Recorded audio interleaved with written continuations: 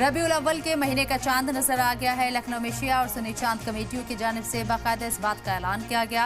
आज शाम चांद कमेटी की जानिब से चांद देखने का एहतमाम किया गया।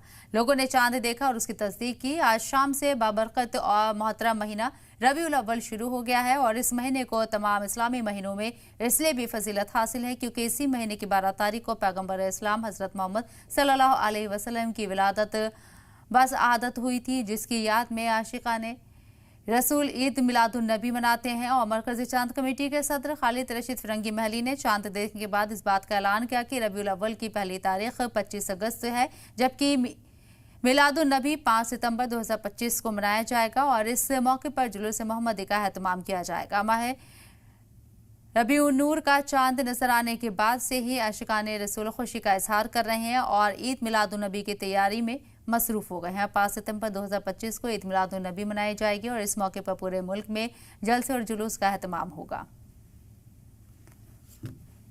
मरकजी चांद कमेटी फिरंगी महल लखनऊ की जानिब से यह ऐलान किया जाता है कि आज 29 सफर मुताबिक 24 अगस्त 2025 को मुल्क के मुख्तलिफ हिस्सों में रबीउल अव्वल का चांद नजर आ गया है। लिहाजा कल यानी 25 अगस्त को रबीउल अव्वल की पहली तारीख होगी और मिलादुन नबी यानी 12 रबीउल अव्वल 5 सितंबर 2025 को इंशाअल्लाह होगा। आप तमाम हजरात को इस मुबारक महीने की दिली मुबारक